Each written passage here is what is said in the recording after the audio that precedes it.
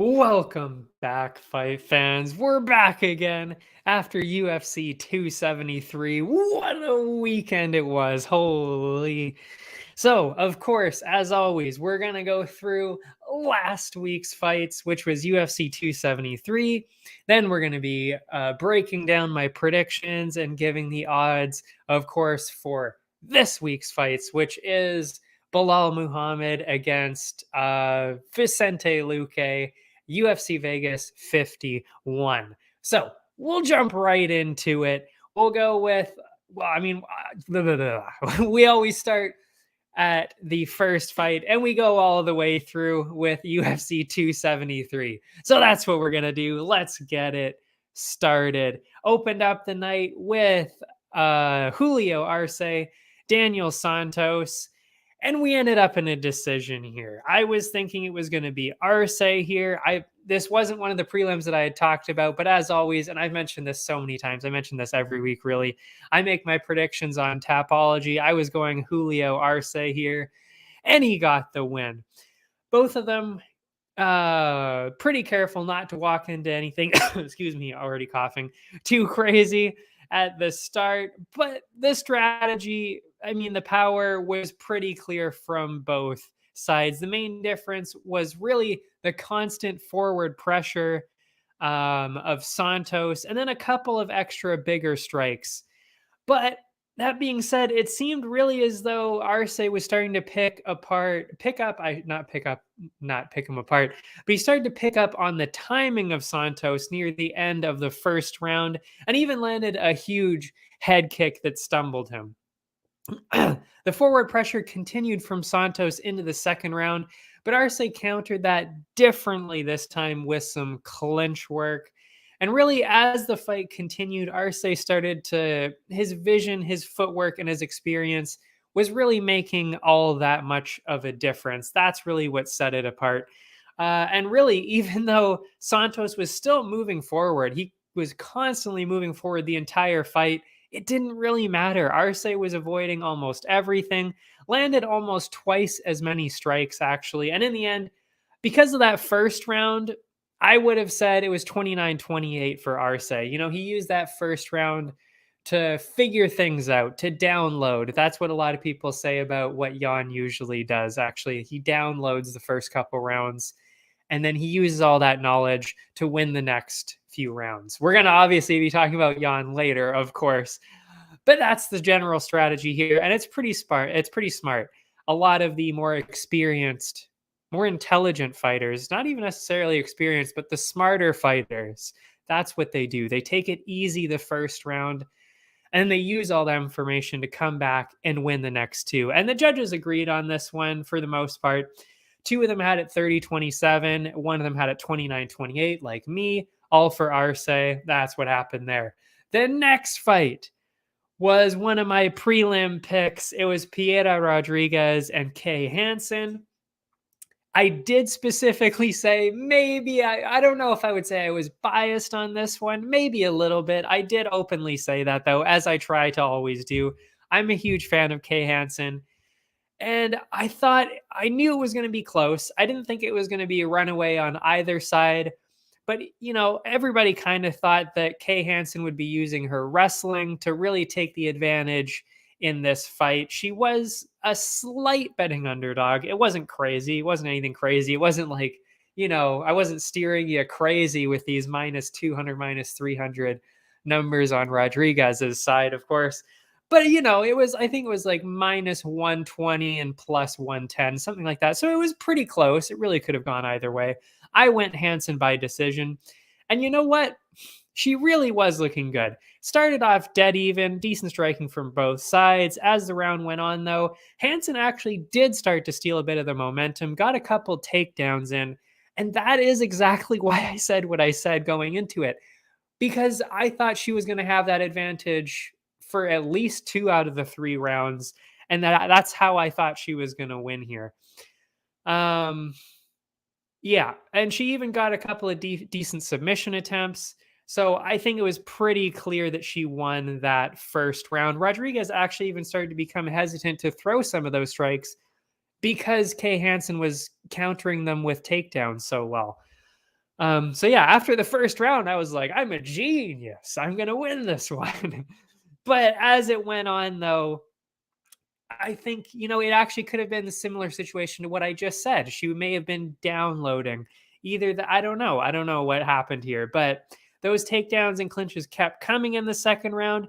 But it took a bit of a turn actually then when Rodriguez managed to reverse Hansen and take her back. Thanks to that late reversal, it was probably tied 1-1 into the going into the final round. And you know what? It seemed like just a small mistake on Hansen's part. Maybe she got too excited there. But really, if she wouldn't have made that tiny mistake, we're talking about 2-0 here. The third round, though, everything was off. I mean, that's when Piera really got it going. She caught one of Hansen's kicks at the start of the round of the third, took the grappler, Kay Hansen, down to the ground. And after getting back up, Kay tried to land a takedown of her own, but it just didn't work out. Rodriguez was really spending the whole time smothering Kay along the fence, just grinding to that decision. She didn't need to do anything other than that. And that's what happened with Rodriguez. I mean, she looked good. Kay Hansen looked good too. I mean, you got to remember, I think she was saying she's only 22. That's from what I remember. So you got to remember, she's still super young. She's still learning. But you know what? She did really actually look really good. Like I said, if she wouldn't have made the small mistake in the second, she probably would have edged this 2-1. I'm not saying in the third round she would have kept that going. I honestly think that, Rodriguez was still going to come in late and win that round. But I think if Hansen wouldn't have made that small mistake, it's just these little mistakes, really. And that's just maybe the inexperience going in. I don't know. But again, she had the chance. She had the chance. It was close. I can't wait to see for her to come back. I really hope that they keep her around. I mean, yeah, she's on a bit of a skid right now. That's three losses in a row. It's not looking good, but or maybe what we might see is they might get rid of her. Sadly, she'll go into maybe Bellator or something like that. And then she's so young that hopefully she can come back. She can learn and then come back if they get rid of her. I hope they don't. I hope that they keep her around. She is very good. But we might see that happen, and that's too bad. Next one. One of my other prelim picks, Alexei Oleinik, Jared Vanderaa. I mean, I even said it. I even had Oleinik winning against Latifi, which is what the original fight was supposed to be a couple weeks ago. But this one was brought on late. Instead, it was Jared Vanderaa taking on this one. And I mean, of course, with this late one, I mean, I don't think Vanderaa is anywhere close to as good as Latifi, especially style-wise in this. So I had Oleinik all day on this. I had him winning by decision, but I even specifically said that Vanderaa has a problem with the grapplers and the submission artists. And that is exactly what Oleinik is. He is a submission artist. So I even specifically said there was a very real chance that we could see a submission win for him, but that the safer bet was probably that he was going to win by decision. But guess what? We ended up seeing that submission. In fact, he ended up getting submission of the night from me, and he also actually got a bonus from the UFC. So, as always in the heavyweight division, wow. It started off pretty close, of course, really slow, really slow. We see that all the time with the heavyweights. But it started to pick up as soon as the fight hit the canvas, which is exactly what we thought was going to happen. I just didn't really think it was going to happen that quick for him to get down there.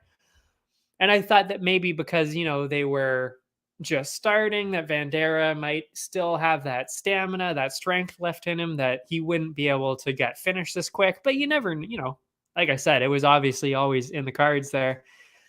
But it was actually Vanderaa who got the dominant position right away. He started to land some decent ground and pound, even threatened a couple of submissions, but you knew that wasn't going to happen with Oleinik there.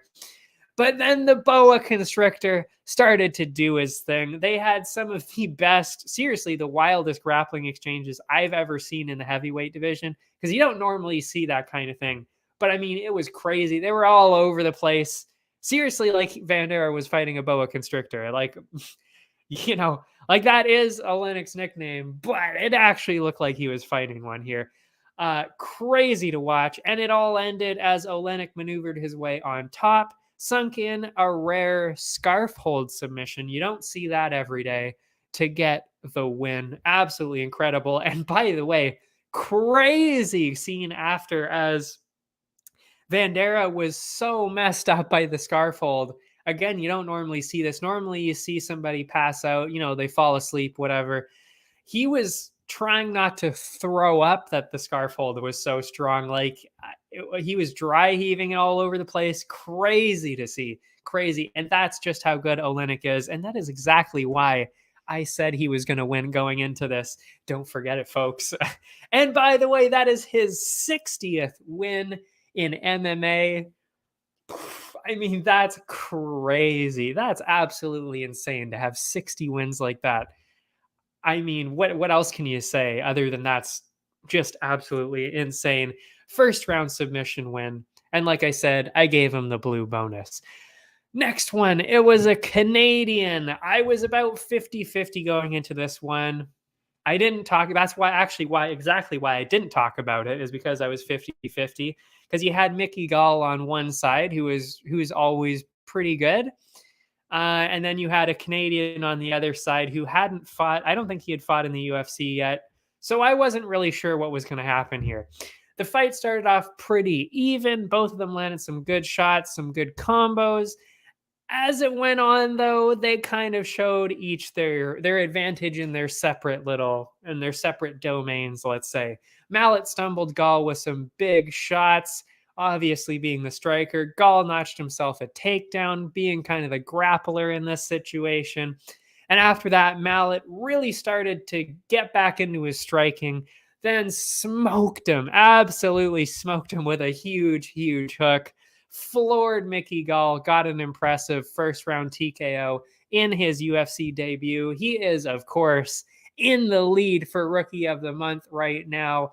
And he also got my KO of the night BLÜ bonus for that. Absolutely amazing. And it's great to see finally another Canadian doing something good. We don't normally see that, and it's really sad. There seems to be some kind of curse on Canadians in the UFC recently, so it's nice to see us succeed at least a little bit. The next one, Aspen Ladd, Raquel Pennington. This was another one that I had talked about last week. I said how dead even it was, but that Pennington would win by decision, and it was really mainly because of the weight cut.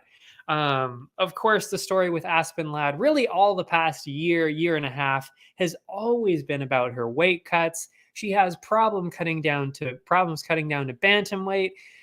We saw that she was shaking on the scales in her last, or 2 fights ago, I should say, because that was her last bantamweight one that was scheduled, and it was canceled because she couldn't make the weight, and it was just so detrimental to her health that she couldn't make it.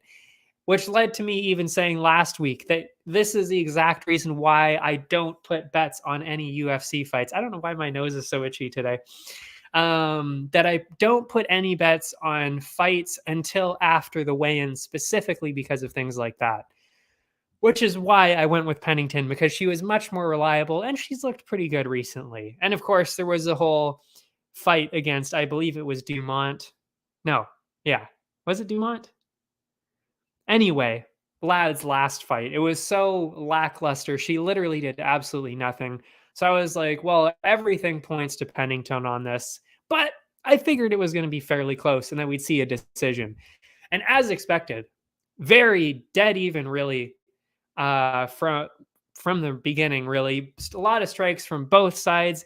But the significant difference seemed like Pennington's edge in accuracy and really the speed, actually landing way more, significantly more strikes, actually. But that aside, Ladd did land the heavier shots. So really it was a case of volume well, quantity and quality, I guess. Obviously, the quantity was Pennington getting way more shots in, but Ladd was landing the better strikes, the heavier strikes. So, you go with what do you go with on the cards here? I mean, obviously, you're going with numbers clearly, because she didn't get knocked down or anything like that. So, you could go either way, but still, you're probably going to go with the bigger numbers. In the second round, I don't even know where I was going with that. The momentum stayed with Raquel. She did some great work along the fence, continued her activity along the feet, and she really kept that going until about halfway through the final round. It was at that point that Ladd stole the round with her wrestling, landing a great takedown, controlled her along the fence for the rest of the round. But it's too late at that point. Raquel clearly won the first two rounds, so it was a very clear 29-28 for Pennington in this case. Yeah, too little, too late. You can't, Ladd looked good in the last round. She's strong. She showed that she's definitely capable of competing, and we knew that, which is why I said it was going to be so close. But you got to get it going earlier. That's really what happened here. And like I said, I'm still, even after this, not quite sure where Ladd should be in all this. Oh, I should say also, yes, the judges agreed with me. It was all 29-28 for Pennington, unanimous across the board. So what's next for both of them? She may not have won, but it was good to see that Ladd was performing to her potential, I would say, because she still looked decent. It was definitely way better than what we saw in December. I still think it was against Dumont. I'm not quite sure. But yeah, in her last fight, she overcame that. She looked way better than that. And she made her transition back down to bantamweight and still looked good. She didn't seem to be all too affected by the weight cut. And that is amazing to see. And I said that last week too, that she's young enough that all she really has to do is to get some knowledge on how to cut properly. That being said, I still think she kind of belongs more so at 145. But yeah, there still seemed to be a gap. That's what I was going to say here. Pennington was just a lot faster. And that's why I was saying that Ladd should probably still be, even though she did make the weight safely this time, she should probably still be at 145. Because at 135, the people are just too fast. And although when Ladd got it going, she was strong enough to control, she's probably strong enough to control anybody at 135. But it's too late by that point. Because like I said, Pennington, just like other people would do to her, she's too fast. She's too accurate for Ladd to overcome. So I still think Ladd really more belongs at featherweight. Yeah, that's what I'm thinking here. All that aside, I'd say that she had a better chance competing against the women between 10 and 15, or acting as a gatekeeper for the top 15 right now at bantamweight, if she's going to stay down here, keeping those weight cuts under control, of course. So she could still compete. Like I said, she could still easily compete with people between 10 and 15, maybe act as a gatekeeper, but I just don't think that she has any chance really against people in the top 10. And I think that was pretty obvious after what we saw here. As for Pennington, she's clearly shown that she's in the conversation to be in the top 5. She mentioned that she wants to fight Sarah McMahon in her next matchup, and I agree. It makes so much sense. They're both coming off impressive wins. They're both veterans. Why not make it happen? We've also got a lot of other things scheduled for that top 5.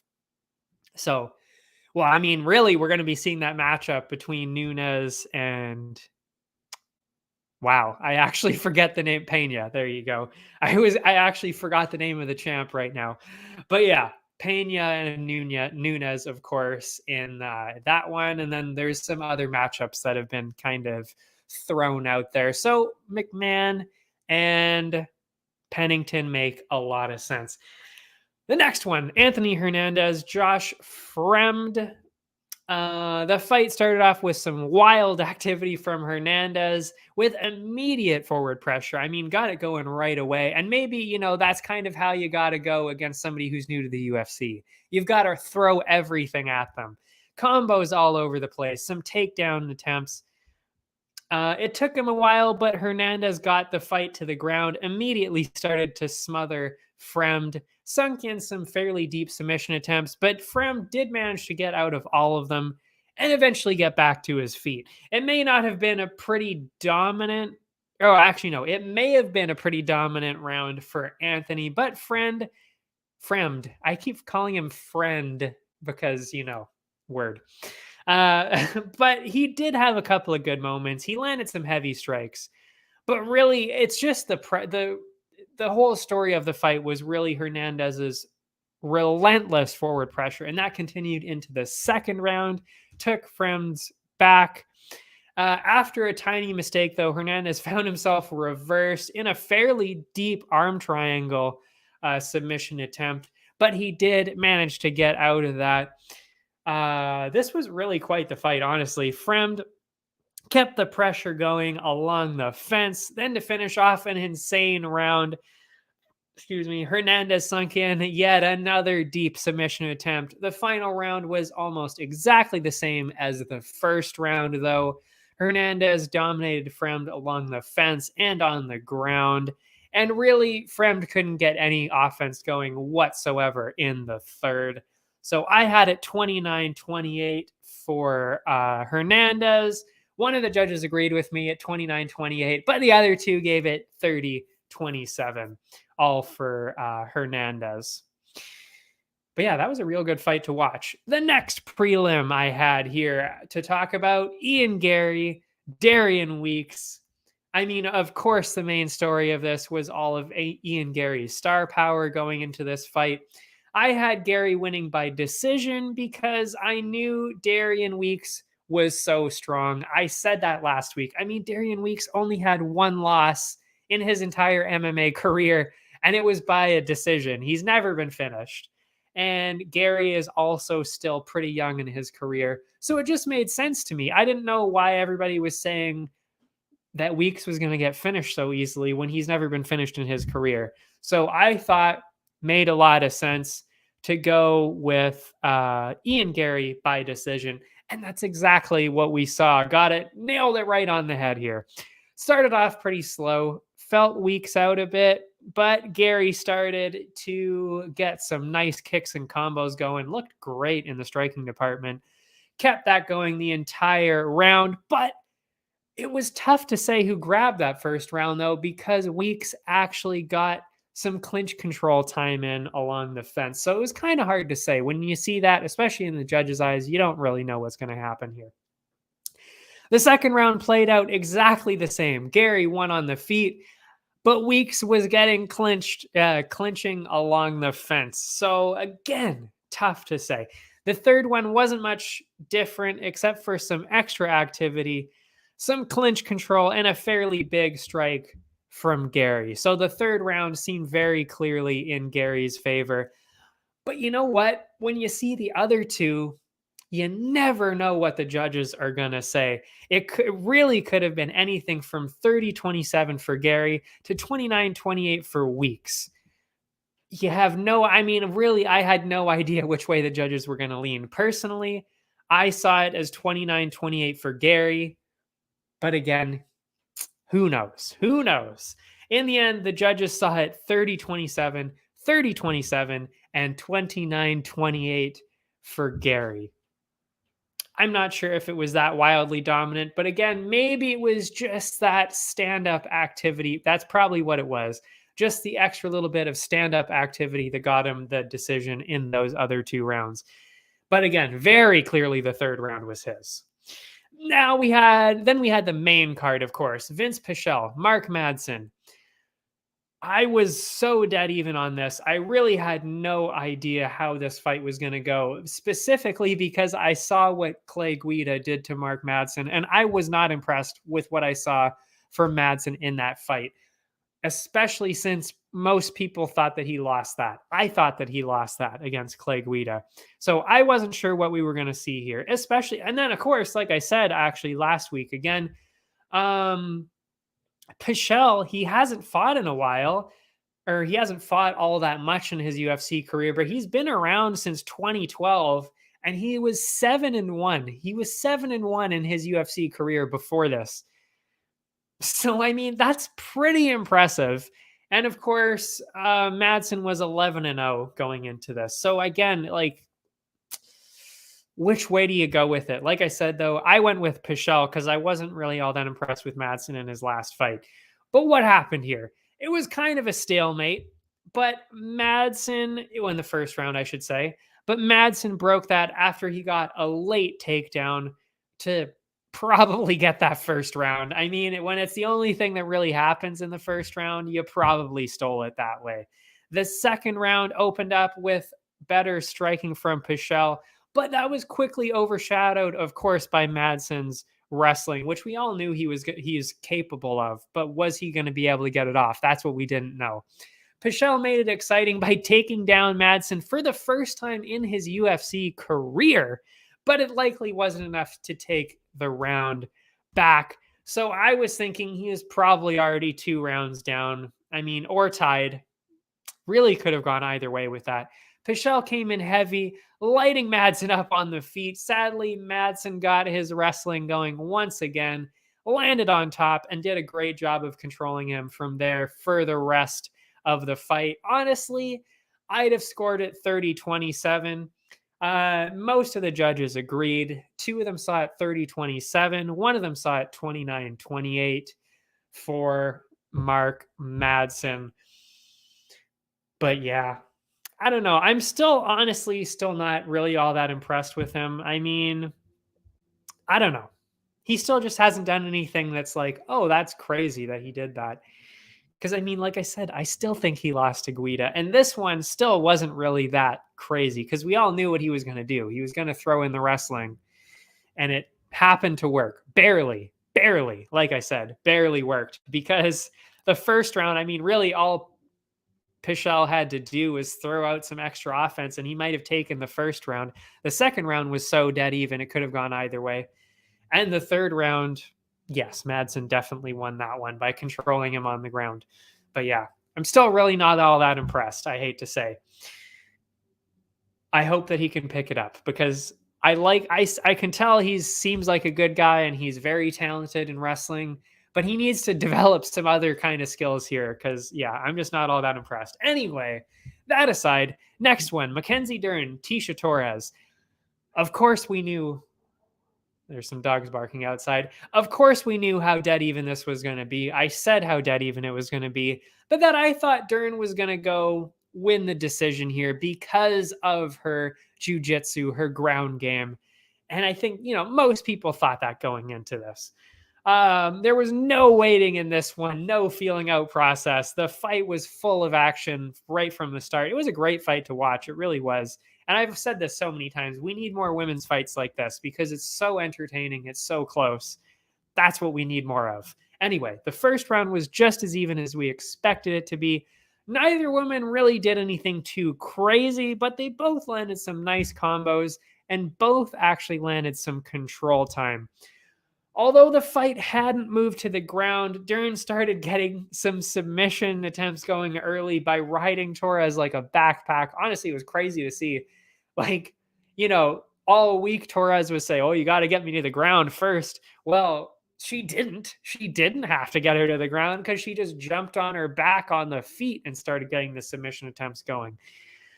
A couple of times in that exchange, moving down to the ground, it looked as though Dern was going to snap her arm in half, really, which was crazy to see.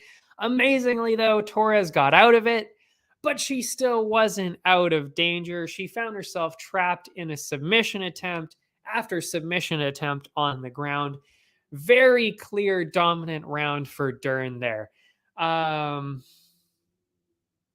third round. Oh, that must have been in the second round. I skipped around there. I don't know. The third round looked like it was about to go the same way, but Torres landed a nasty, nasty up kick on Dern. to stand back up. The final round was so close, just like the opening round, that really the judges could have gone either way. The second round, of course, though, Dern very clearly won that. But yeah, you really could have gone either way on the decision. And that is exactly actually what happened here. I had it 29-28 for Dern. The judges ended up being split. Two of them agreed with me, 29-28 for Dern. The other one sided with Torres. And you know what? This is one of those scenarios where it really could have gone either way. So there's no upset here. There's no controversy here. It was very close, but I agree that Dern won this fight. Both women, what's next for both of these ladies? Both of them looked fantastic. Fantastic. I combined the next word that I was going to say. Both of them looked fantastic. I don't know why I'm tongue twisted here. And really, both of their stocks should go up from here. For Dern, she mentioned Yan Xiaonan. That would make a lot of sense. In fact, I actually even mentioned that matchup after Yan's fight last time, a little while ago. I can't remember when it was. Didn't write it. Makes so much sense. So, I mean, and that was after, I believe, actually, Yan lost to Rodriguez. And that's why I had said it last time, because, of course, Dern lost to Rodriguez as well. So it just makes a lot of sense. Stylistically, too, very interesting, and I'd love to see that. As for Torres, someone just below her, like the Karate Hottie, Watterson, of course, or Amanda Hebas, those would be very entertaining. But whatever happens, I mean, this division has got to be the deepest women's division by far, I think very clearly. So whatever happens, I think we're going to be seeing another great matchup on a main card, and it's going to be crazy to watch. I can't wait.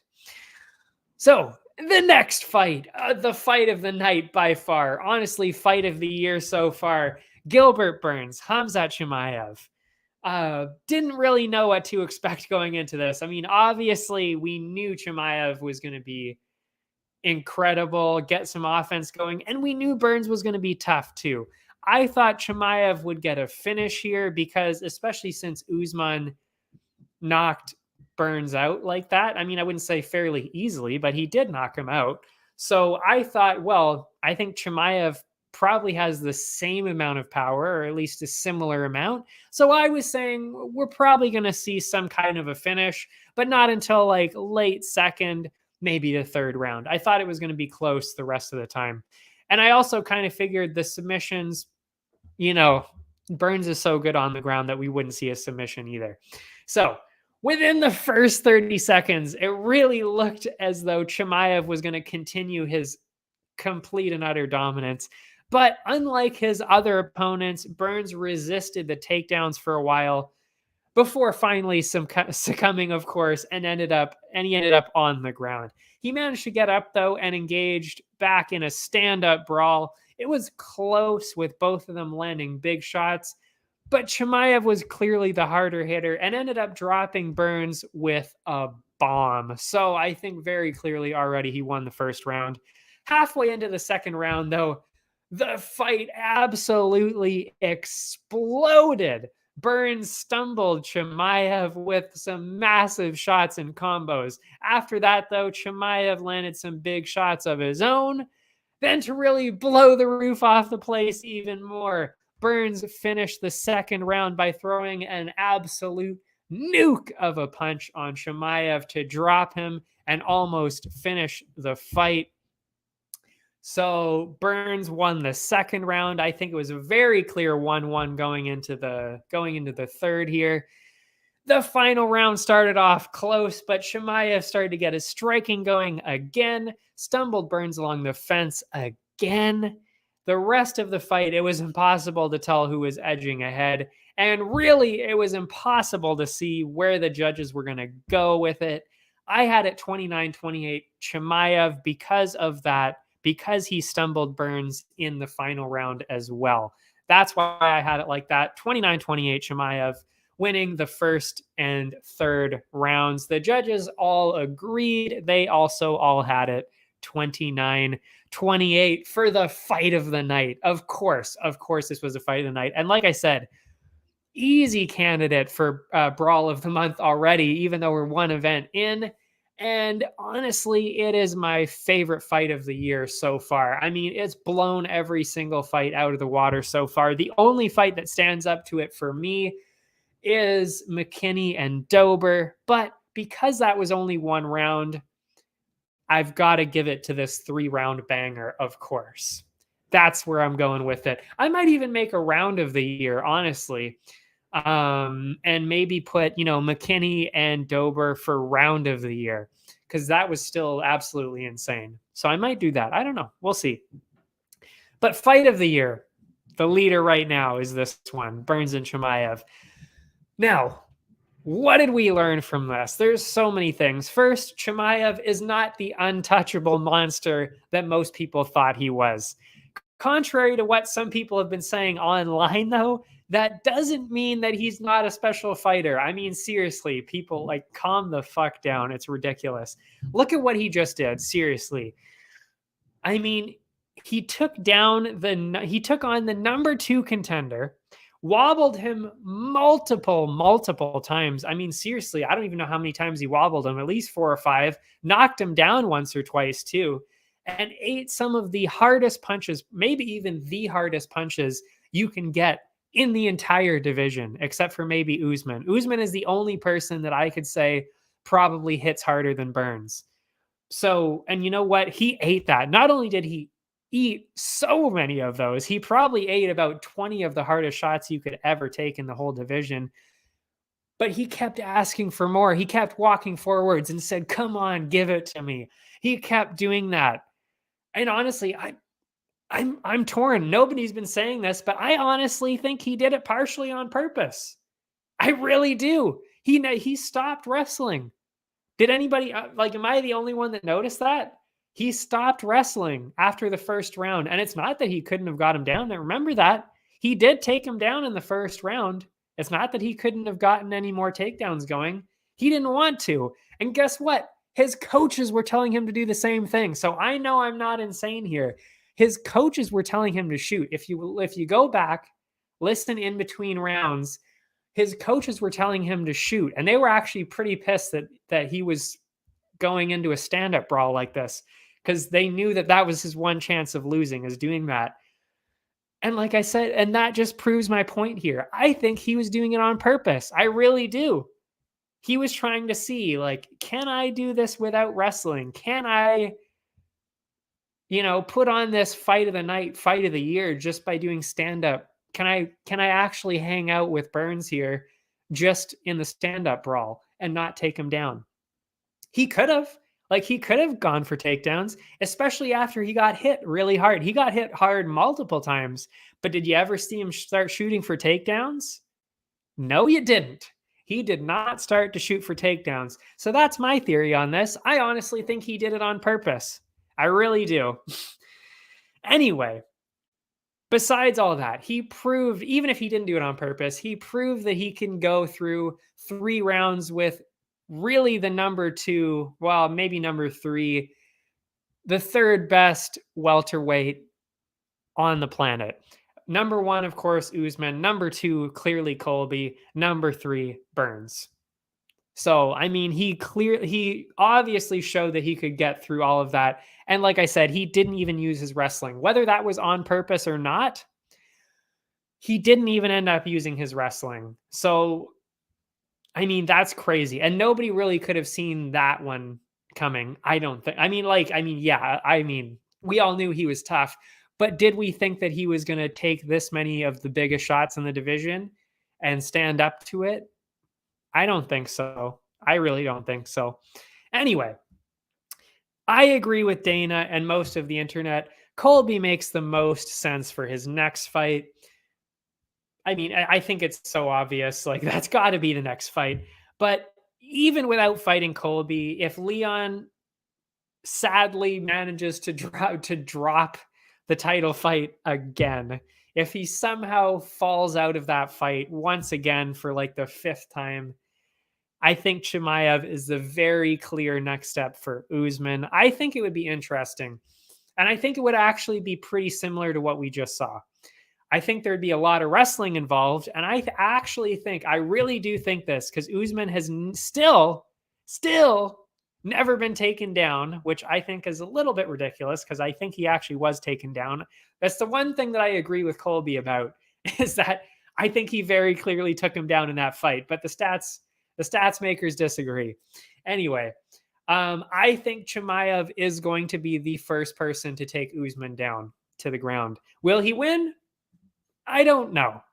I'm 50-50 on it. I really am. But he's got a very good chance. And I really do think that he is going to be the first person to take down Usman in the UFC. And I really want to see that happen. I can't wait. Anyway, yeah, so we're either going to see Colby and Khamzat, or we're going to see Usman and Khamzat. They're actually, you know what they've actually been talking about? I saw it online. They've been talking back and forth that we might even see Burns and Khamzat again, but this time in a 5-rounder in the main event. I mean, you can't deny that would be amazing too. Anything that Chimaev is in is going to be incredible. But yeah, so we could see that. We could see a 5-rounder. We could see Colby. We could see Usman, whatever. As for Burns, it still makes sense for him to fight the winner or even the loser of this week's main event, Bilal or Luke. And I mentioned that before too. It makes a lot of sense going into it. I think I even mentioned that before. And I stand by that. And we might even talk about it next week, of course, after we see who wins. That's it for that. So, co-main event now. Aljo, Petr Yan. So, Aljamain Sterling, Petr Yan. I was going with pretty much what everybody else was thinking on this. Yan by decision. Yeah. Very surprising, actually, to see what happened through this. Contrary to what we may have thought leading up to this weekend, the fight started off pretty slow. Neither man really did much of anything in the first. And actually, really, this is what it came down to in the decision, because the other 4 rounds were so clearly, 2-2. Aljo clearly won the other two of them, and Yan clearly won the last 2. So it really came down to this first round, and it came down to that on the judges' cards too. And this is why you'll get it. I'll get into more this later, but I still think that Yan won this fight. I really do. I think he won 3 rounds to 2, and it's because of this first round, and it's because of forward pressure. It is in the criteria, the judging criteria. If not much is happening, you go with pressure, and I forget what they call it. Oh, yeah, octagon control. And Yan had all of that octagon control going. He was controlling the momentum of the fight. He was moving forward the whole time. That is part of the criteria. So to me, he won the first round because of that. Now, in the second round, of course, everything switched. Aljo dragged Yan to the ground, slipped onto his back into his favorite position. I mean, not looking good. I thought we were going to see a submission here, although I did bet as a backup. I did put some money on Aljo winning by submission, so I wouldn't have really been upset if he would have won by decision there, except for the fact that all of my parlays would have fallen apart, which they did anyway. So really, my night was fucked after that. But anyway, what was I going to say here? Sterling went with some ground and pound, fairly significant submission attempts too. I mean, some of these were real deep. Yan ended up getting out of it, but he may have found himself on the wrong side of a 10-8 there. And that really was the only argument that I could see where Sterling won the fight. Or really what I thought even is I could see it being a tie, 47-47. I really thought that could have easily happened too. And I'm surprised that none of the judges saw that. The third round started off another tight exchange on the feet, but once again, Sterling dragged Yan to the ground, took his back to win that round pretty easily as well. Now, heading into the championship rounds, it's pretty clear that at the very least, Aljo was 29-28. That's what I thought it was at. It could have been 30-27. I mean, it clearly was in some people's eyes. Um, the fourth started off clear momentum shift towards Jan. He started landing much bigger shots, stunned Aljo, and used the French to get some clinch work going. Sterling went in for yet another takedown, but Jan was actually the one who ended up on top here. And after that dominant round, I think it was pretty clearly 2-2. But like I said, with clearly dominant rounds from Aljo in rounds 2 and 3, you could have even argued that both of those were 10-8.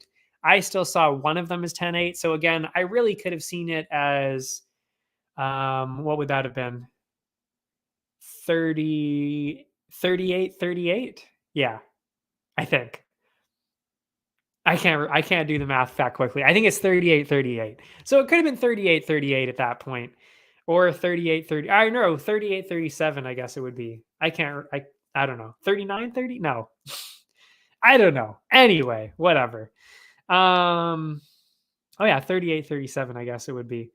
Anyway, what was I saying? I'm lost here. Last round. Okay, the last round. Aljo's takedown attempts and clinch were going well until Jan landed a huge, huge knee to drop him. In the end, it was Jan who finished in the dominant position. He landed knees to control Aljo. So after 5 rounds, I mean, it was really impossible to see how the judges were going to go with it. And of course, we did see that it did go both ways. Nobody could say for sure which way the judges would lean. I had it 48-47 for Jan, and I could have even argued that it would have been 47-47 as a tie. I would have even been okay with that. That would have made a lot of sense to me. But the judges ended up being split. They scored it 48-47, 47-48, and 48-47 for the new, well, I guess not new champ, the undisputed champ now, Aljamain Sterling. I still kind of disagree that Aljo won. Like I said, I saw it as either a tie or a win for Jan. But whatever. And by the way, Dana White agrees with me. He actually says the judges blew it. And that is a direct quote. The judges blew it. So this is directly from Dana White and partially from myself. You blew it. That's for the judges there. But it wasn't crazy enough that it was a robbery. And I'm not going to put it on the list for the worst card of the month, the worst judges card of the month. But I will say I disagree. And the president himself disagrees. So what do we see next for them? Aljo, I mean, what are we going to say here? Even though I don't think he won, there's clearly no denying that he is very clearly the second best in the division, I would say. And he deserves to be at the top nonetheless. I'd say there's 3 ways to go from here. You could go with the rematch, and they're talking about it quite a bit, because if we're being honest, Jan should be 2-0 right now, which is crazy to say, but he is. I mean, he's literally 1-0. I mean, come on. Seriously, the first fight, that's ridiculous. So really, it even could be 1-1. But I think, honestly, if you're being really honest, he really should be 2-0 right now. So if we don't see the rematch, Dillashaw is who Aljo wants. And I think we can all agree that that would be a brawl of the night contender, but it also would make sense in terms of the title, because we kind of already thought that Dillashaw was going to get the next title shot anyway. If not Dillashaw, and that would make a lot of sense, I can't help but also think that Aldo makes a lot of sense. And not too many people have been saying that. I don't know why, though, because I think he deserves another title shot. His only losses actually in the past 5 years have been in title fights, or to people who are holding the belt right now, or who did hold the belt. So it doesn't make sense why we wouldn't be seeing Aldo also get a title shot. I don't know. He's just that good. So I could easily see that. Or plus, we've also found out now that Cejudo has officially been put back in the USADA testing pool, which means that we will likely see Triple C return before the end of the year. So you could even see that. You could even see that. No matter what we see, though, honestly, Bantamweight, the most talented division by far in the UFC. There is never a dull matchup between any of these top guys or anybody really in the top 10. I mean, even top 15. I mean, anybody who's ranked, it's going to be a good fight. So, yeah, I mean, who knows what's going to happen next? It's all going to be insane. It would be very interesting, actually, to see what Cejudo does. And we'll actually be talking about him after this next matchup, which I will get into right now. Volkanovski, Korean Zombie. With this, I mean, what else is there to say? We knew, I mean, I had Volkanovski going into this winning by decision because I know how tough the Zombie is. So I thought he was going to make it all 5 rounds. And you know what? He might have actually been able to make it there too. But I mean, I think we were all kind of glad that it stopped when it did. Was it a little early? Maybe he could have kept going, but was he going to be able to do anything? No, not really. I mean, not too much was thrown in the opening round, but it was clear that Volk was not only the faster fighter, he was also the more powerful, more accurate, and elusive striker, which is crazy that he has literally all those advantages. He smoked the Zombie, dropping him twice. Almost took his leg out with a nasty calf kick. That was all in the first round. I mean, that alone, it was like, oh yeah, this is going to be brutal. This is going to be brutal to watch. And we kind of knew that going into it as well. The striking dominance continued into the second round. Volk picked him apart, landed another bomb to get another knockdown on the scorecards there. 2 rounds in and he's knocked down 2-3 times. I mean, it's crazy to see. The third round got a little more interesting. Zombie landed a couple of nice shots, but nothing that could stop Volk's momentum at all. Still easily outstruck him, knocked him down once again. That's a knockdown in every single round. I mean, what can you say at that point? And you know what? I think Volk said it best. And he even said, I forget the exact words, but I saw it even on camera. Volk was even like, are you okay? Like, are you good? Do you want to continue? Like, are you sure? Are you sure you want to keep fighting? He said that going into the 4th round. And even the ref, Herb Dean, made it clear that if the Zombie was going to keep taking some bigger shots, he was just going to end it outright. And that's exactly what we saw. So we saw the TKO in the 4th round. Just absolute dominance from Volkanovski, and really a class act because he felt bad. He even said it after. He felt bad. I mean, the Zombie is a great guy. You don't want to see him keep taking shots like that, and it wasn't necessary after a while. So this is one of the really the only cases where it was like, you know what? Was it slightly early? Maybe. We didn't get to see him actually get knocked out. He was still defending himself. He was still throwing some things. But he was never going to win that fight. He was never coming back from that. So it's good to see that he doesn't take even more damage. So I'm not mad at it, of course. So what does this all mean? Well, I think this really only reinforced what everybody already knew, or that you should have at least known. Volkanovski can easily be thought of as, I think, if not the number 1 pound for pound fighter. I mean, he's clearly earned his number 2 spot. He's number 2 in the pound for pound right now. I honestly think he should be number 1. And you know what? Of course, I always listen to the post-fight interviews, but Volkanovski himself actually said it best. And he's actually getting more cocky now, which he deserves to be. He didn't used to be like that really until this fight, where he kind of said like, hey, I'm undefeated at middleweight. Like, this guy is undefeated at lightweight. He's undefeated at middleweight, and he lost his only fight at welterweight. And he's got wins there too. So he's literally pound for pound. He's literally won fights in 4 or 5 divisions in his MMA career. So, I mean, he is the definition of pound for pound. So I just don't even see how he's not the number 1 pound for pound.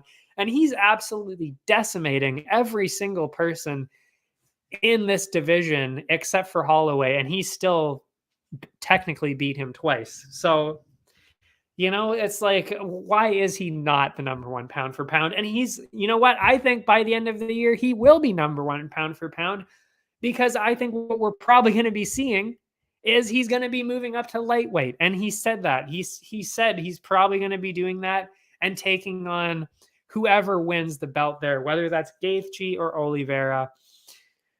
And I can't wait to see that. I mean, I can't even wait to see the lightweight belt, but I mean, to see that after that, I mean, and you know what's crazy? I honestly think that Volkanovski is going to win that too. I really do. I really do. I think I don't think it's going to be a cakewalk. I think it's going to be close, but I still think he's going to win fairly decisively. Not like against the Zombie, but I could see it being something like Ortega or even Holloway, where it's pretty competitive and pretty close, but that Volkanovski is the clear winner. That's what I think. So and you know what? It's funny actually, because he even said nobody in the featherweight division has really proven themselves to deserve a title shot. And you know what? I kind of agree. I really do. I kind of agree. Nobody's really been doing anything crazy. The only person that I could maybe see is Rodriguez, because Yair he had a really close fight against Holloway. So, Yair could have earned it, but again, it's like you're picking somebody who technically lost their last fight. Like, what are we doing here at that point? Or the other person, and I said I was going to come back to him, Triple C, Cejudo. You could easily see Cejudo come back. Has he earned his title shot, as Volkanovski would say? No, not really. But, he did walk away as a double champ.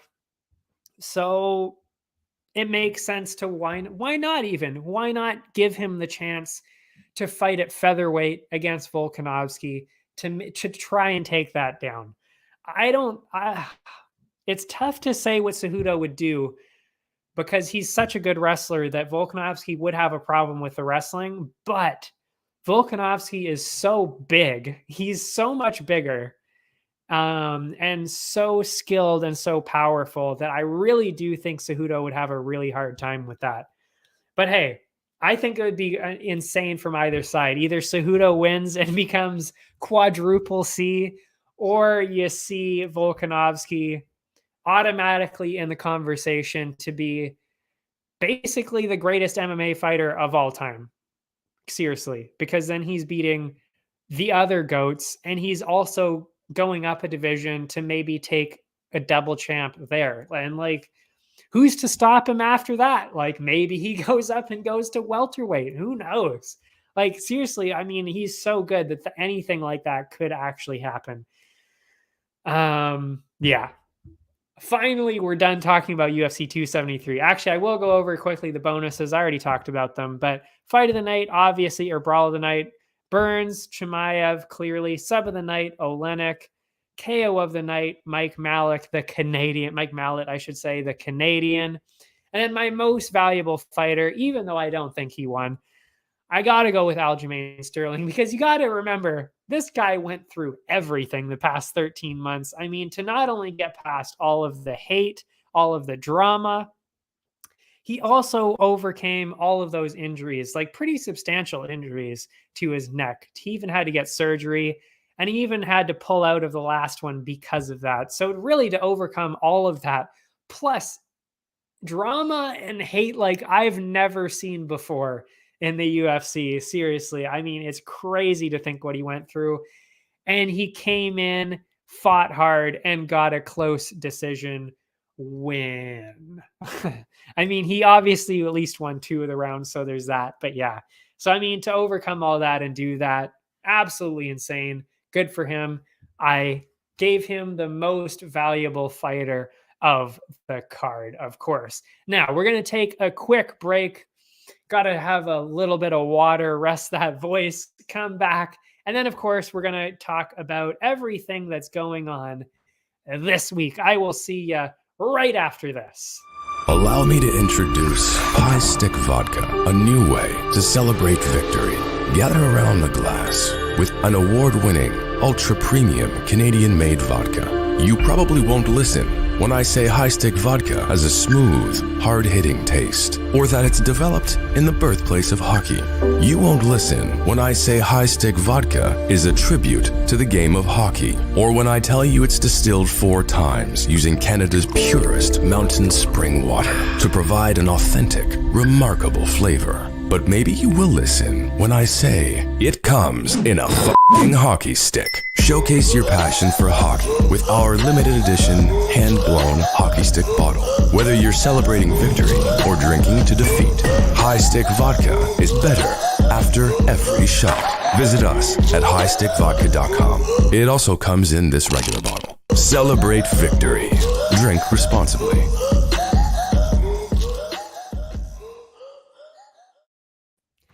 Welcome back. We're back again.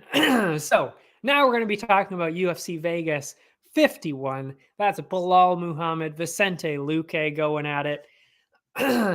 And finally, after traveling around everywhere for the past month, we're making our return to the Apex, to Vegas, the home of the UFC. So we'll start, of course, with the main card, and it opens up with one that actually was literally just added yesterday. Mounir Lazzez and Ange. I don't actually know how to say his first name. Ange? I don't know. Ange. That is his first name. Lusa. So I'm just going to say Lusa. So originally scheduled as a bout between Lazzez and Eliseu Zaleski. This fight has now been rescheduled late in the week. Like I said, it was rescheduled yesterday to the UFC newcomer, Lusa. Lazzez is only 2 fights deep into his UFC career. Even at 1-1, debuted with an impressive decision over Abdul Razak Al Hassan. Amazing fighter, Abdul Razak Al Hassan. Then he fell in the first round to Warley Alves, and he's now at 10-2. So pretty good career so far in MMA. And if you've been watching Dana White's Contender Series for a while, you might actually recognize his opponent now, Lusa.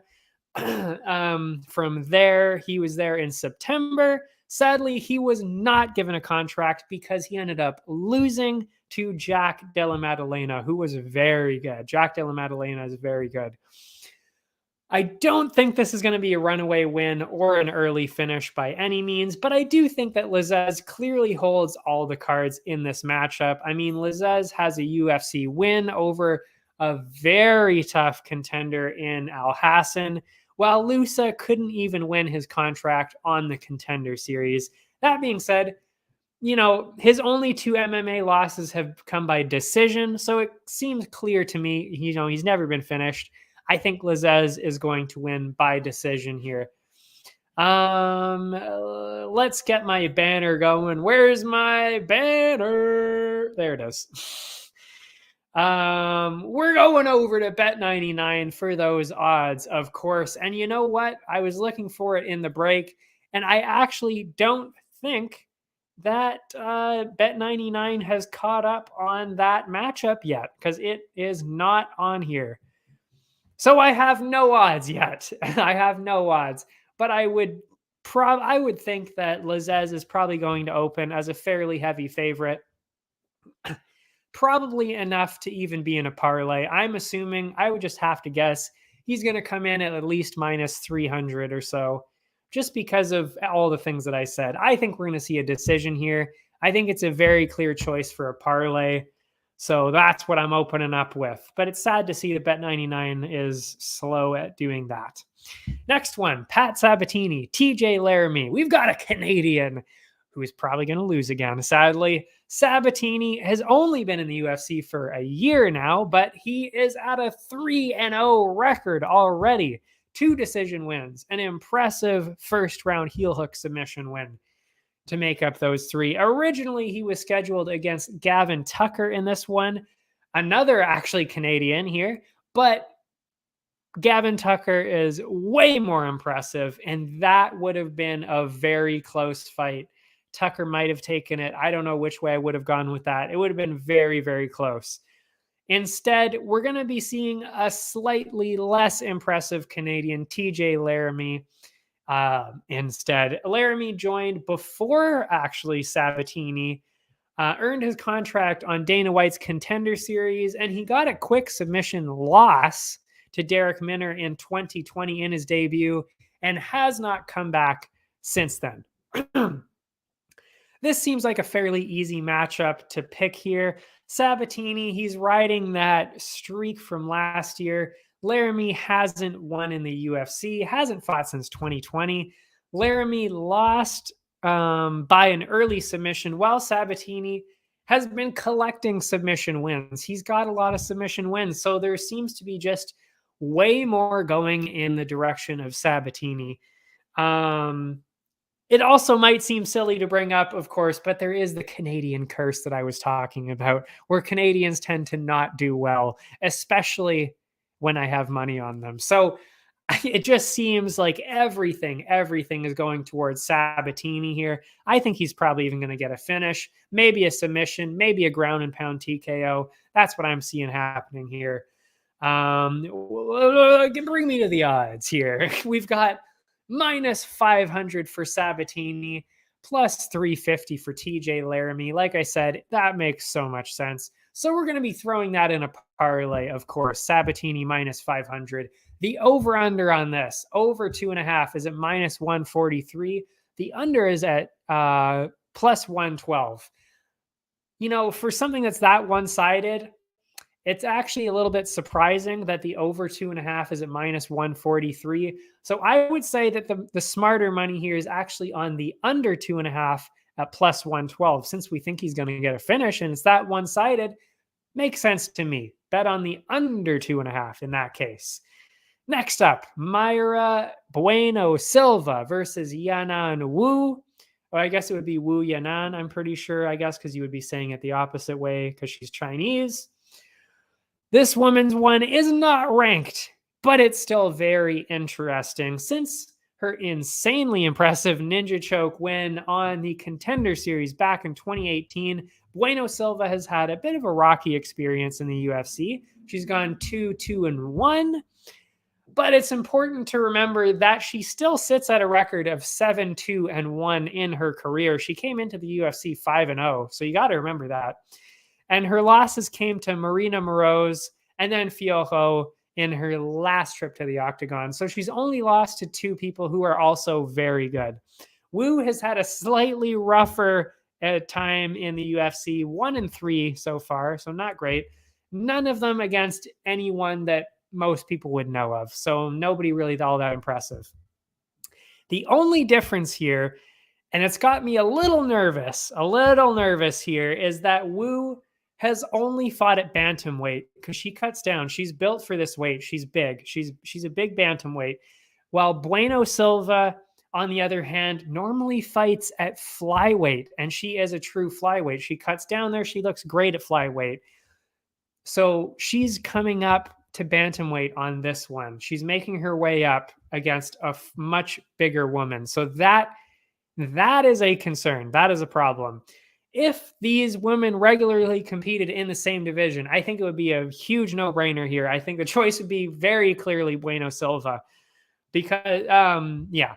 But thanks to that extra size, you know, I really do think that Wu is going to give Bueno Silva a much harder time than people think that she's going to have. That being said, though, because Bueno Silva is far more skilled and experienced, she's also from the Shootaboxa gym, which is known as one of the most savage gyms on the entire fucking planet. I mean, this gym is nuts. So, I mean, all of that combined, I think that Bueno Silva will have a harder time because of the size, but I still think that she's going to win a fairly convincing decision because she's just so much more skilled. And I think training at Shootaboxa would probably give her that advantage because she's probably training against true bantamweights, maybe even featherweights over there because they're so savage over there. I could genuinely see that. So I'm still giving Bueno Silva that decision, but I do think that it's going to be a little bit closer than people expect. The odds minus 500 for Bueno Silva, plus 350 for Wu Yanan. You know, obviously, it makes sense to throw this in a parlay. You know, if you think that size is going to be a problem, you might put maybe a couple bucks on Wu just to maybe back up your parlays a little bit. But you got to think that Bueno Silva is so much more skilled that it might really not matter that there's a size difference here. The over-under on this one, over-under 2.5, and it's at minus 193 for the over, and the under is at plus 145. I mean, for two women, minus 193 is actually pretty generous. I would actually go with the over on this one. And I might actually put a decent amount of money on this because minus 193, that's pretty solid for a women's matchup. So you might want to put a little bit of money on the minus 193. That's looking real good right now. Next up after that, Andre Fialho, Miguel Baeza. This is a very interesting one too. There's a lot of, it's weird because this card doesn't really have any big names except for the people in the main event. But there's a lot of very interesting, very strange matchups going on here. And this is another, not necessarily strange or interesting one, but it is a very close one. Fialho is still in his rookie year in the UFC. He fought in January, made his debut against the absolute maniac monster, Michel Pereira. You know, going into that fight, it seemed as though Pereira would run away with it, just absolutely blitz his way through it. But we were all shocked to see that Fialho actually rose up to the challenge and made it very, very close. And that is very impressive to do against someone as awkward and impressive and powerful as Pereira. Yeah, so that's a lot already. Baeza, obviously, you know, more familiar to UFC audiences at this point. He's got 5 fights in here so far. Not the biggest name, but people who have been watching and paying attention will definitely remember him. Started off his UFC journey with 3 straight wins, and he was at 10-0 at that point. Since then, he's lost 2 in a row now, but to very impressive contenders, Ponzinibbio and Chaos Williams, which were actually closer than people think, even though he did get knocked out or finished in Williams. He was doing fairly well before he got finished. Anyway, to the casual UFC viewer, this may seem like an odd choice to put in a main card, but to me, like I said, it's a tight matchup. It's interesting, and both of these guys are fairly explosive. I think we're going to see a great fight here. But now, which way to go with it? I really think this is so dead even. It's really a coin toss to me, but I think the only difference may be stamina and experience here. Fialho ended up losing to Pereira in the end because of his stamina, whereas Baeza's stamina is incredible. He's a super athlete. He's an incredible athlete, so he's not going to get tired. Whereas Fialho might have that problem, and the later rounds are going to favor Baeza for sure. So I think, you know, Fialho might win that first round, but I think Baeza is going to come in and win the second and third to win the decision. That's how I see this is happening. I don't think we're going to be seeing any finishes here. But yeah, that plus the fact that I think Baeza is more well-rounded. He's got submissions and KOs, so I think he's slightly more skilled too. But yeah, I really do think that this is going to be very close. If you go to the odds, they are also very close. And it's basically exactly what I said. Baeza is at minus 175. Fialho just below that at plus 142. So they're saying that's basically a coin toss at that point too, but a slight edge to Baeza. So definitely putting some money on Baeza right now. The over-under is very interesting, though. It is over-under 1.5 rounds right now. The over is at minus 189. The under is 145. I'm going with the over on this. Like I said, I think it's very clearly going to a decision, and you know, at the very least, going in late second round into the third.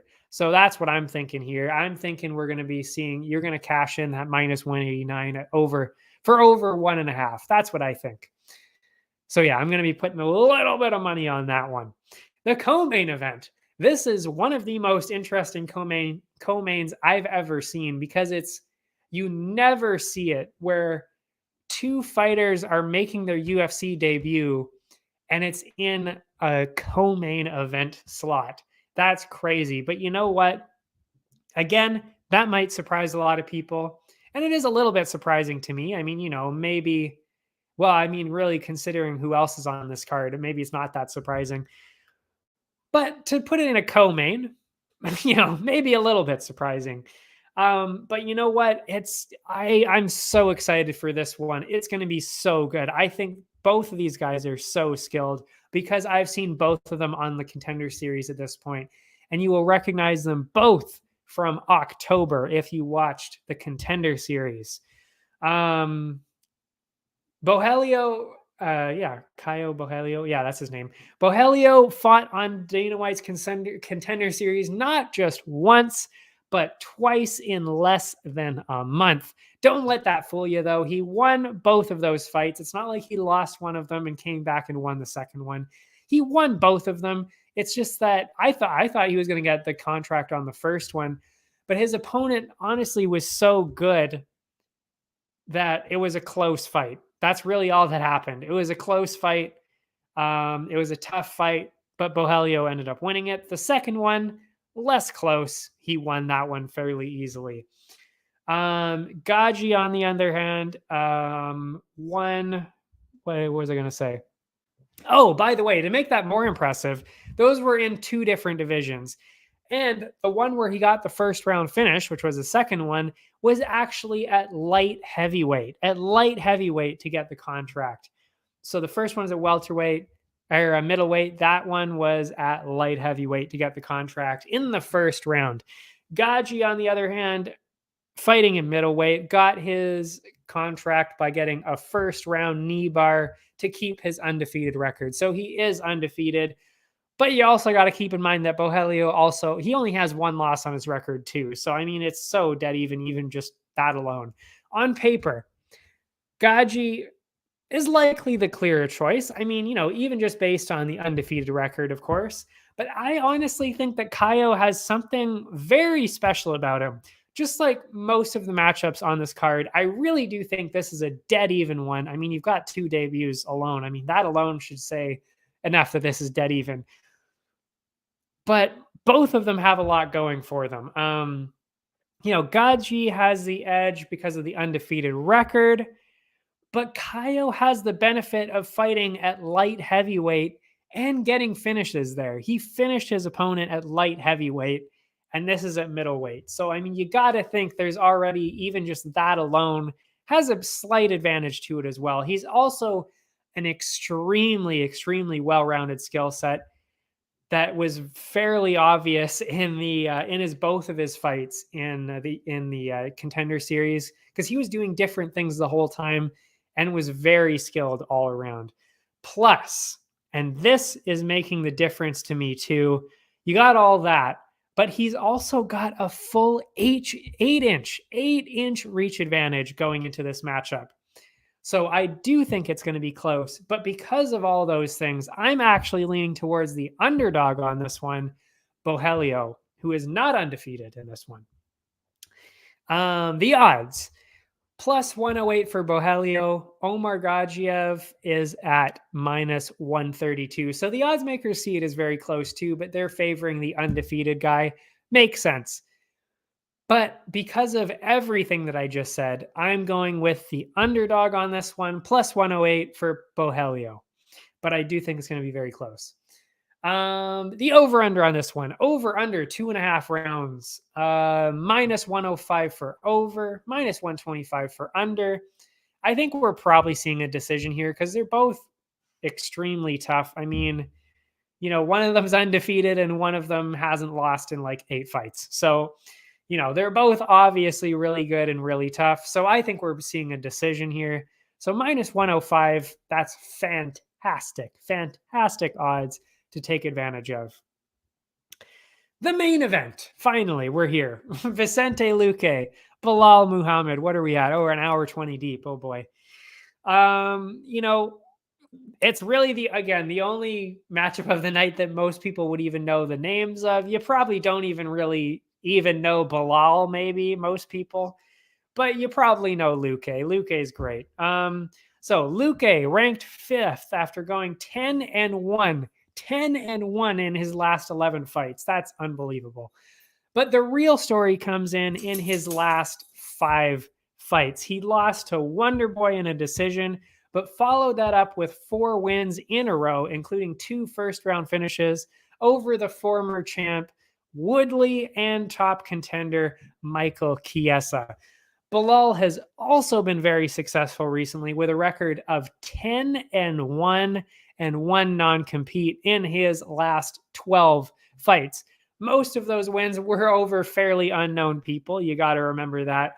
But since his unfortunate no contest, that's where the 1 no contest came in, was an eye poke to Edwards. I believe that was last year, maybe the year before. I can't remember. But yeah, fairly recently. But yeah, since then, he's beaten Damian Maia and Wonderboy. So this really is another one of the closest matchups. Well, it's one of the closest matchups of the night, but it's also, I would say, the closest matchup to make in the welterweight division, because both of these guys are very close, but they're also very, very different.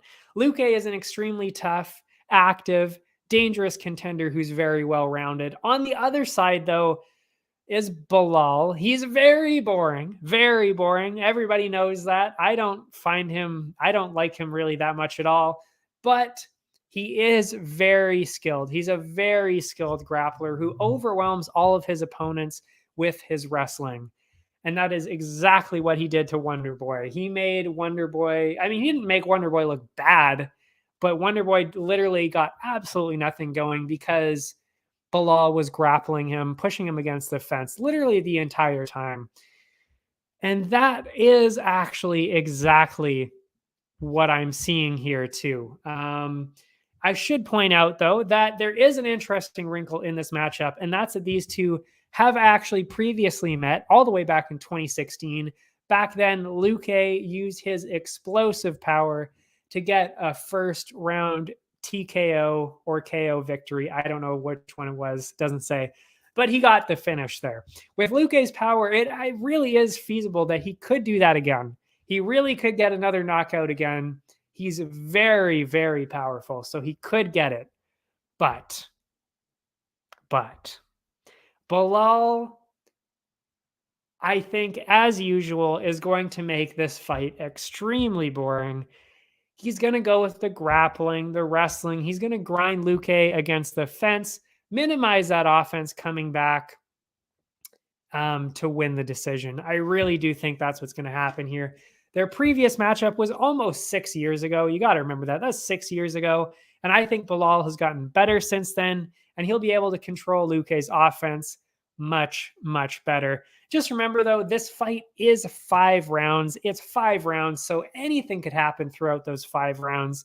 Luque could get a KO at any moment, so you got to remember that too. But I think you got to go with the grappler in this scenario, the very boring grappler, and think that he's probably going to do the same thing again. So I'm going with Muhammad, which, by the way, is an underdog. But I think that's mostly because of the names involved in this. And maybe because Luque won the first matchup, possibly. That could also be it.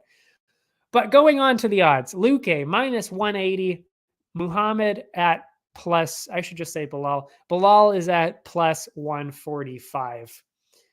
I'm going with the underdog Bilal on this one because of all the things I just said. I'm not happy about it. Look, as an MMA fan, I want to see Luque win. I really do. He's an exciting guy. I want to see him win, but I've got to go with the facts here. The facts are that Bilal is just really good at controlling people and shutting down any kind of offense. So I have to imagine that he's going to do the same thing here and win, as much as I hate to say it.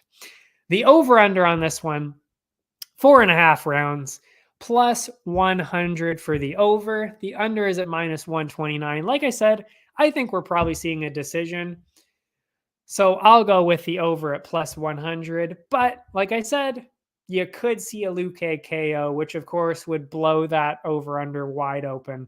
So it depends what you think is going to happen here. If you think like me, Bilal's going to make this super boring and he's not going to get clipped by Luque and finished, go with the over. But because, I mean, Bilal's not getting a finish, I can tell you that much. But if you think that Luque is going to overwhelm Bilal with his power, you might want to go with the under. And you know what? Either way, the odds are in your favor. So go with what you think on that one. But I'm going with Bilal and I'm going with the over at plus 100. So that's it for the main card. But I do have a few, 4 prelims that I would like to talk about. And I'm actually surprised that one of these isn't on the main card. That'll be the last one I talk about to finish up the episode. Wow, it's a long one. I knew this was going to be a long one. So we'll open it up. And that's actually the opening fight of the night. Alatang Lee and Kevin Croom. What was I going to say? This is actually a very interesting one. And I'm not just featuring this because it's interesting in general, but yeah, I mean, I do think, Kevin Croom's entertaining. Alatang Lee is very impressive. So it's just cool all around. I really think it's going to be fun to watch anyway. Wow, I'm having a problem here. There we go. I don't know why my throat's bugging me. Anyway, so it's the opening fight of the night. Since his debut in 2019, Alatang has been somewhat impressive with a record of 2-1-1. Not crazy, not terrible though. He debuted with 2 wins in a row, one of which was over another impressive contender who we actually saw recently. I can't remember when at this point, but it was Dana Batgeti, who I'd recently figured out how to say his name, Batgeti. But yeah, so he got a win over Batgeti, which is very impressive because we saw how good that he is. He followed that up with a loss to the very impressive Casey Kenny, and then he got a draw to Gustavo Lopez, who actually did look pretty good too. But I mean, a loss to Casey Kenny in that division, that's not saying a whole lot. I mean, Casey Kenny's really good. As for Kevin Croom, things have not gone his way at all since his debut. Not even a little bit. He had actually won his debut and even got a bonus, a $50K bonus, for submitting Roosevelt Roberts at lightweight. But sadly, that win was taken away due to a marijuana use, which is complete bullshit. I mean, seriously, how do you take somebody's win away like that because of that? That's so stupid. But anyway, since then, he's lost 2. But they were a couple of guys on the edge of the rankings. You're talking about Alex Caceres and Brian Kelleher. What stands out, though, very clearly is that Croom's weight and his reach. He's coming down from lightweight and featherweight, now down to bantamweight. That is 2 divisions difference from his debut. Plus, he's got a 6-inch reach advantage in this matchup. With those advantages, normally I would say that is definitely enough to sway the odds. But in this case, I'm not sure. And it might actually still be Alatang Lee holding the edge in this matchup. I'm really going back and forth on this one. Just based on what skills each man has shown, Alatang is just, I think he's just better in every department. I really do. It'll be a coin toss. And I'd say that we're probably guaranteed to see a decision here, thanks to both of them being very tough. But I'm going with the more skilled person in this one, Alatang Lee. But again, Croom, I mean, he's coming down from lightweight down to bantamweight, and he's got a 6-inch reach advantage. So there is a lot going for Croom here too. Don't get it wrong here. But the odds are in favor of Alatang Lee right now at minus 180.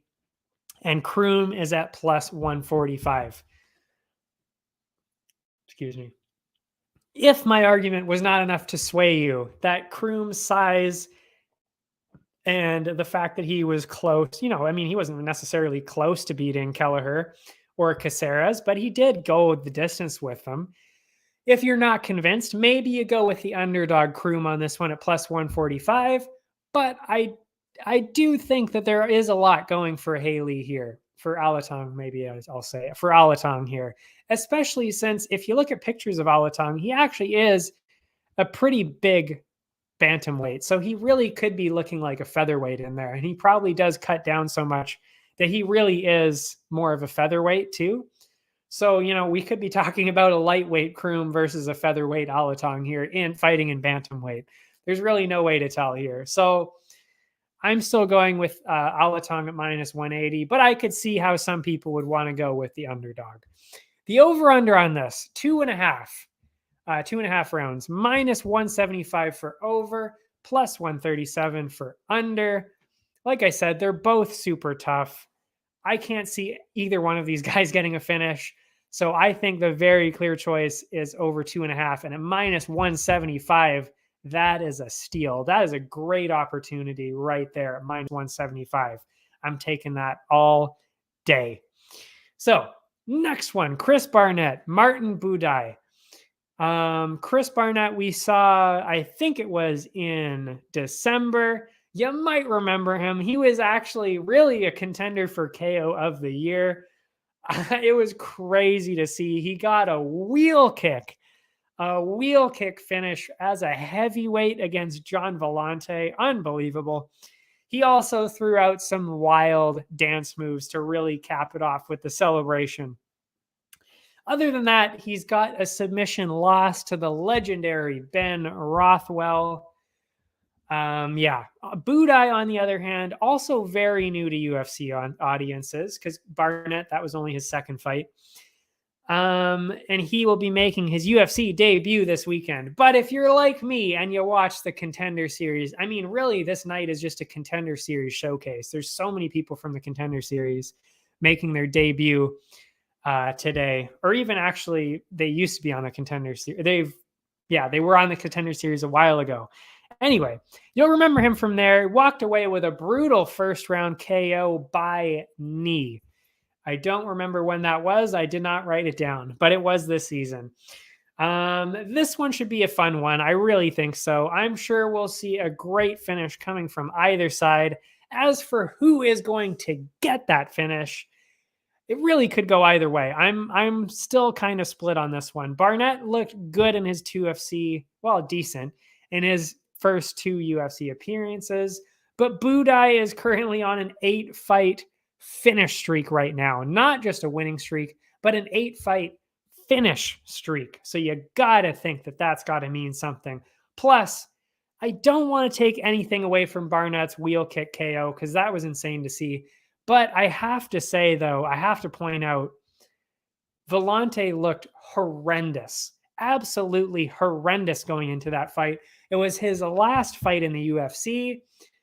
And, that could go either way. Most people want to make their last fight a fight to remember. But then there's some people like Vellante who just don't care anymore. They're just going to take their paycheck and leave. And that's exactly what Vellante did. I hate to say it, but that's exactly what he did. He looked horrible. Didn't even look like he had trained. I don't even know if he did train going into that fight much at all. So, just horrible. So, it wasn't really a surprise when I saw him that Barnett got the win that way. So you got to think that that also kind of factors into it, that Vellante made Barnett look better than maybe he deserves to look. So because of all that, and of course the 8-fight finish streak that Buday is on, I'm going with Buday by finish on this one. And if you look at the odds are slightly in favor of what I just said. Barnett's at plus 180, Buday minus 225. That makes a lot of sense. I'm going with Buday on this one. The over-under on this one, over-under 1.5, makes sense because we're talking about heavyweights here. The over is at plus 110. The under is at minus 140. Now, I did say we're going to be seeing a finish, but because they're fairly tough, you could see it into the end of the second round, maybe the third round. I'm not sure. So you might want to go with the over at plus 110. It's questionable. It's going to be close. I see a finish happening probably in the second round, maybe the third. So it's really touch and go here. You could risk it a little bit, go for the over on that one. Maybe you just want to stay away and go for Budai himself. Who knows? But I could easily see it going into the second and the third rounds. The next one of the only 2 ranked fights on the entire card. I don't know why this isn't on the main card. I mean, like I said, there's only 2 ranked fights on here. This really should have been on the main card. We've got Lena Landsberg, Penny Khamzat. On paper, this is extremely close. I mean, Landsberg sits in 11th. Khamzat sits in 12th.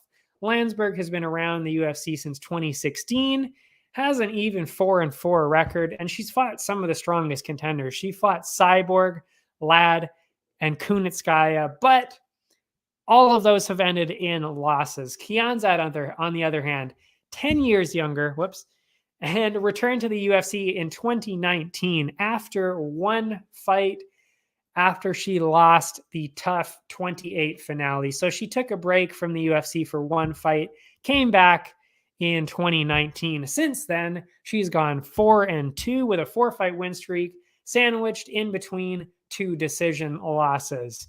That streak was broken, like I said, in her last one by decision to actually Raquel Pennington, who we literally just talked about earlier today. This should be a tight matchup, and it's almost guaranteed to produce a decision, but one of them really seems to steal all the momentum for me. You know, Khamzat, 10 years younger, has the slightly more impressive wins. That's enough for me to give the edge to Khamzat in the decision. But even though I have it that close, let's just say the odds makers do not see it that way, and the bettors do not see it that way. Landsberg is at plus 320 right now. Khamzat at minus 434. Now, maybe this is going to be way more one-sided than I expect, but I don't think they deserve to be this far apart. I think it should be maybe, you know, in the minus 150, minus 200 range for Khamzat. That being said, I do think she's very clearly going to win, and I would be comfortable putting that in a parlay. But like I said, I would not be surprised if this was way, way closer than people expect. The over-under, of course, is set at 2.5, and of course, minus 375 for the over 2.5, because we're basically guaranteed a decision here. There's no doubt in my mind this is going a decision. You could throw that in itself in a parlay. Yeah, it's looking that good. Finally, the last one I'm going to talk about. The last prelim I'm going to talk about here, Devin Clark, William Knight. It's the featured prelim of the night right now. Very interesting matchup, and it is at heavyweight. That is why I'm talking about it. That is why it's so interesting, is because it's at heavyweight. Because both men traditionally fight at 205, light heavyweight. Devin Clark comes into this on a 2-fight losing streak, recently lost to Kutelaba by decision, and was absolutely annihilated by Anthony Smith just before that. Other than that, his UFC career has been about 50-50. He's gone 6-4 before those 2 losses that I just mentioned. So he's actually been 6-6 in his last 12. As for William Knight, he hasn't been around the UFC for nearly as long, but UFC fans have been quick to support him since his win on Dana White's Contender Series in 2020. Since then, he's gone 3-2, losing to Grishin in his last one. One thing that stands out and has always been,